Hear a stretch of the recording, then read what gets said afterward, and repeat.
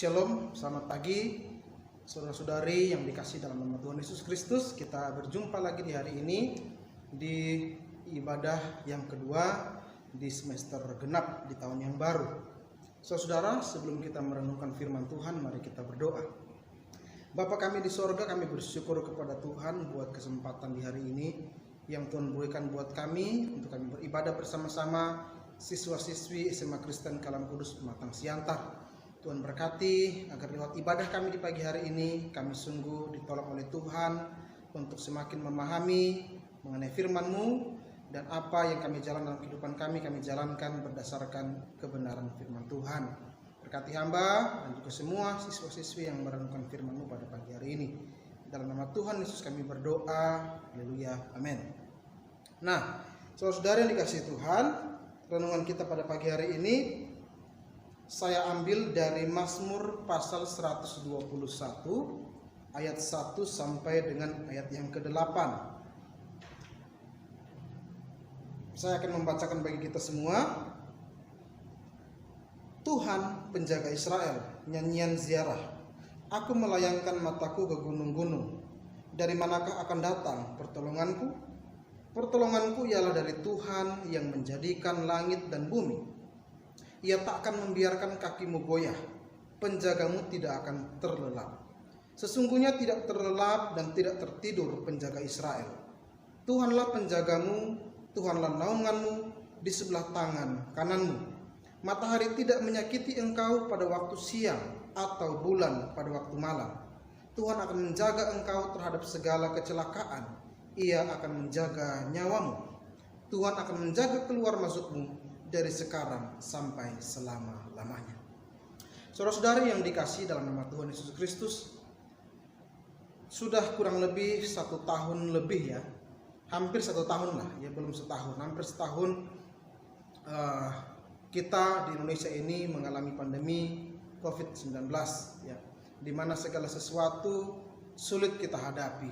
Kita belajar masih harus online ya.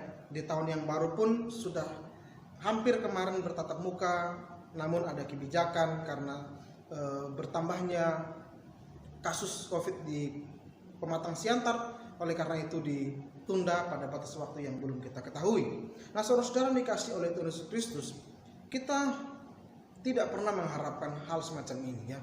Saya percaya kita sebagai manusia normal, kita tidak pernah mengharapkan akan sulit kehidupan kita. Yang diharapkan oleh orang adalah hidup ini berjalan dengan baik, dengan lancar ya. Kalau boleh tidak ada masalah, tidak ada pergumulan. Ya, kalau boleh semuanya boleh berjalan ya dengan tenang lah, sehingga kita bisa tenang menjalani hidup. Kalaupun kita belajar, kita bertatap muka ya seperti normal, semua berjalan dengan baik ya. Walaupun ada banyak tugas, namun ketika tatap muka dengan online ini begitu besar perbedaan.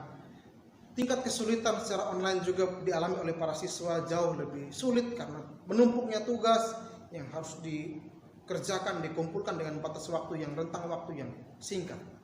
Ditambah lagi kasus COVID yang bertambah kalau kita nonton berita ya. Ditambah lagi di tahun ini kita baru masuk tahun 2021, ada musibah jatuhnya pesawat Sriwijaya Air. Ada bencana alam yang terjadi, saudara. Ya, rasa-rasanya hidup kita ini berhadapan dengan satu masalah belum selesai, ada lagi masalah yang lain. Ya, para orang tua juga mengalami masalah yang cukup terdampak di tengah-tengah pandemi COVID ini. Ekonomi begitu sulit, bekerja ya, yang berjualan juga itu mengalami dampak yang luar biasa. Tapi saudara yang dikasihi Tuhan, yang namanya masalah tidak bisa kita hindari ya. Masalah itu pasti akan ada dalam kehidupan kita. Kalau saya merenung-renungkan, sebenarnya masalah kehidupan saya ya, itu bukanlah suatu masalah. Masalah, pergumulan, dinamika hidup, tantangan itu bukan masalah bagi saya. Tapi yang menjadi masalah saya adalah bagaimana saya meresponi setiap permasalahan hidup yang saya alami, atau bagaimana sikap saya dalam menghadapi berbagai masalah itu. Karena sebagai makhluk hidup, manusia yang hidup normal, masalah itu pasti ada.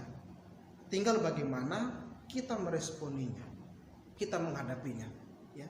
Nah, saudara-saudara yang dikasihi Tuhan, bagian firman Tuhan kita hari ini berbicara tentang bagaimana kisah seorang pemazmur. Di sini berbicara mengenai Daud menurut para penafsir. Daud ya, dalam kehidupannya dia banyak mengalami masalah. Ketika dia masih sebagai seorang gembala, belum menjadi raja, masalahnya di ladang ketika berhadapan dengan binatang buas. Ketika dia menjadi raja, masalahnya sebelum nanti dilantik menjadi raja, masih calon raja tapi sudah diurapi oleh Samuel. Masalahnya adalah Saul, raja pertama Israel, yang iri dan cemburu dengan Daud. Ketika dia menjadi raja, masalahnya semakin banyak. Anaknya sendiri menjadi pergumulannya, ya, menantang, mengkudeta dia. Banyak juga panglima-panglima dan seterusnya. Saudara, Daud mengalami permasalahan dalam kehidupannya. Nah, dalam Mazmur yang kita baca ini, kita ingin melihat bagaimana Daud dalam menyikapi masalahnya. Dia punya sikap yang tepat. Dan saya pikir dari sikap Daud ini kita bisa belajar menyikapi hidup kita, menyikapi pandemi ini, menyikapi apa yang sedang kita hadapi saat ini yang kita anggap itu sebagai masalah yang besar, yaitu bagaimana kita menyikapi persoalan pandemi ini. Ya, bagaimana siswa kalian harus belajar di tengah-tengah pandemi, harus secara online, secara daring, yang tentu saya rasa sampai detik ini tingkat kejenuhan sudah semakin tinggi. Saya melihat status para siswa di media sosial, statusnya banyak yang sudah terlihat bahwa sudah bosan, sudah boring, sudah jenuh dengan pembelajaran semacam ini. Tapi apa daya kita?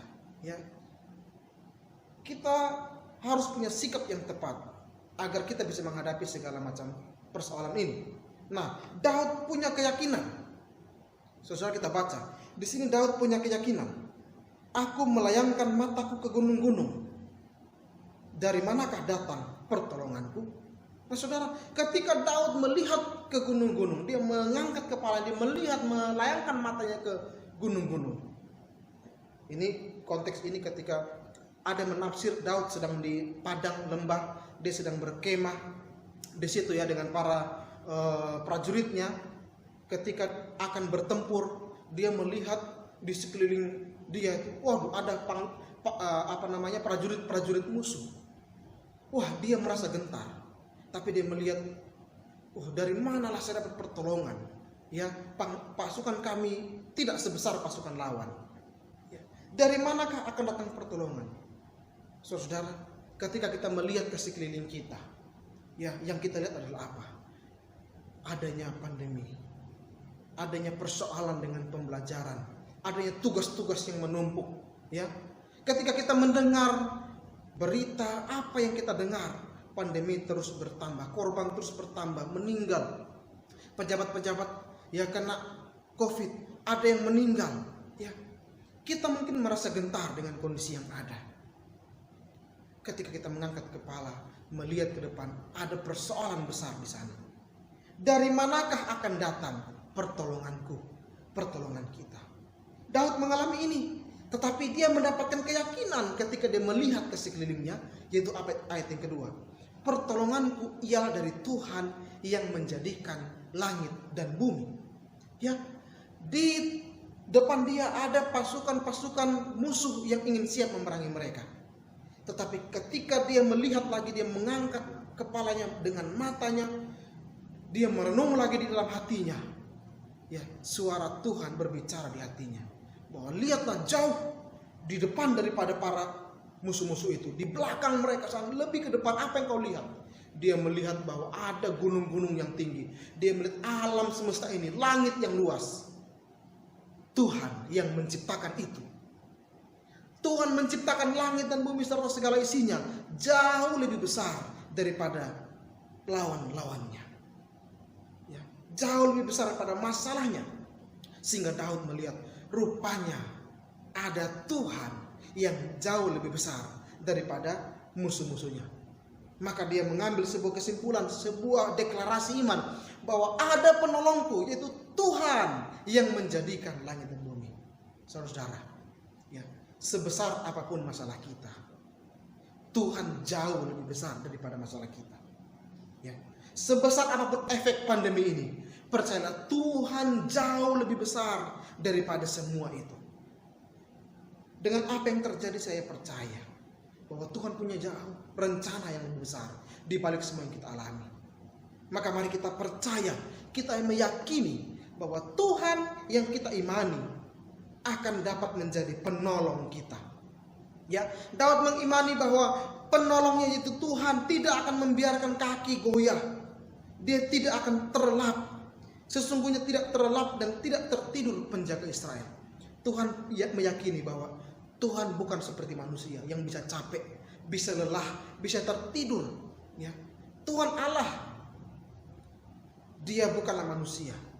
Ketika kita mau datang kapan saja, di mana saja, 24 jam bahkan lebih, Tuhan sedia telinganya untuk mendengarkan apa menjadi keluhan kita. Apa menjadi keluhanmu? Doakan, serahkan kepada Tuhan. Dia tidak tertidur, Dia tidak terlelap, Dia tidak capek, tidak lelah. Ketika kita serahkan apa yang menjadi masalah kita, Tuhan berikan jalan keluar kepada kita. Saudara, ayat kelima, Tuhanlah penjagamu, Tuhanlah naunganmu. Ya, dia gambarkan Tuhan sebagai penjaga kita, Tuhan sebagai naungan kita, kota benteng yang teguh, yang tidak akan membiarkan kita disakiti oleh lawan-lawan, kata Daud. Ya, ayat 6, ayat 7, Tuhan akan menjaga nyawamu, menjaga keluar masukmu dari sekarang sampai selama-lamanya. Luar biasa, saudara. Pengakuan Daud, imannya bahwa Tuhan sanggup menolong dia. membuat Daud menjadi seorang yang beriman. Nah, saudara, mari kita serahkan hidup kita kepada Tuhan. Ya. Yang pertama ayat 1 dan 2 berbicara iman dan keyakinan Daud bahwa Tuhanlah penolongnya. Ketika Daud sudah mengimani itu, Daud dalam kehidupannya dia merasakan bahwa Tuhan betul-betul menjadi penolongnya. Maka ayat 4, ayat 3 sampai ayat ke-8 itu Daud menyatakan keyakinannya untuk mengajak orang, ayo, ya, saya sudah mengalami pertolongan Tuhan. Mari ayo kita juga turut mengalami pertolongan Tuhan. Nah, kalau kita mau mengalami pertolongan Tuhan, mari, ya, angkat kepalamu, angkat hatimu kepada Tuhan. Lihatlah ke depan, ya, alam semesta ini Tuhan ciptakan. Maka tentu masalah kita tidak ada apa-apanya di hadapan Tuhan. Dia pasti bisa menolong kita, dia pasti bisa menyelamatkan kita, memberikan semangat kepadamu ketika belajar online di tengah-tengah kejenuhanmu. Ketika kamu sudah rasa jenuh, rasa malas, berdoa, Tuhan, saya sudah mulai jenuh, saya sudah mulai malas. Saya minta Tuhan berikan kepada saya semangat. Tuhan pasti berikan semangat kepada kalian. Tuhan, orang tua saya kesulitan Tuhan dalam ekonominya karena kondisi pandemi, SPP saya mengalami kesulitan. Tuhan, tolonglah orang tua saya. Ya, saya yakin Tuhan pasti tolong. Pasti ada jalan keluar, asal kita mau memandang kepada Tuhan. Nah, setelah kita mengalami pengalaman iman dengan Tuhan, maka jangan lupa, ya, bagikanlah itu kepada orang-orang di sekitarmu. Ayo, mari kita bersama-sama mengalami pengalaman iman, ditolong oleh Tuhan. Seperti Daud menceritakan kepada kita ayat yang ke-3 sampai ayat yang ke-8. Ya, bagaimana Tuhan juga bisa menolong kita. Saudara, mari hadapi hari-hari ke depan di sepanjang tahun ini bersama dengan Tuhan. Hari-hari ini misteri. Kita tidak tahu kapan kita mengakhiri hidup. Ya, tetapi yang kita tahu adalah Tuhan akan menyertai kita selama kita menjalani hidup ini. Jangan takut, jangan khawatir, tetap semangat. Percayakan hidupmu kepada Tuhan. Tuhan pasti menolongmu. Amin. Mari kita berdoa. Terima kasih Tuhan untuk firman-Mu yang hari ini kami sudah renungkan. Kembali kami dikuatkan oleh firman Tuhan bahwa Tuhanlah adalah penolong ketika kami mengangkat kepala kami, melihat ke depan. Alam semesta yang begitu luas ini adalah ciptaan Tuhan. Maka tentu kami akan dipelihara oleh Tuhan, ditolong oleh Tuhan. Kami diyakinkan bahwa Engkau adalah penolong kami. Dan ketika kami yakin Engkau sebagai penolong kami mengalami pengalaman iman bersama Engkau. Kami mau bagikan, menceritakan itu kepada orang-orang di sekitar kami. Sehingga bersama-sama kami mengalami pertolongan Tuhan. Terima kasih Tuhan, tolong teman-teman kelas 10, 11, 12. Tuhan berikan semangat kepada mereka. Yakini mereka bahwa mereka punya Tuhan yang maha kuasa akan menolong mereka. Sehingga mereka juga dapat ditolong oleh Tuhan, mengalami pengalaman iman pertolongan daripada Tuhan. Dan mereka bisa yakinkan orang-orang lain juga untuk berjumpa dan ditolong oleh Tuhan. Terima kasih Tuhan, berkati orang tua mereka yang berjuang di tengah-tengah pandemi ini. Kiranya berkat Tuhan ada pada orang tua mereka. Terima kasih Tuhan, berkati Bapak Ibu guru yang terus berjuang untuk memberikan pembelajaran di tengah-tengah kondisi yang tidak baik ini Tuhan. Engkau berikan semangat, Engkau menolong mereka sehingga Bapak Ibu guru juga dalam pertolongan Tuhan. Berkati semuanya Tuhan. Di dalam nama Tuhan Yesus kami sudah bersyukur dan berdoa. Amin. Terima kasih, selamat melanjutkan kegiatan kita, aktivitas kita. Tuhan memberkati. Shalom.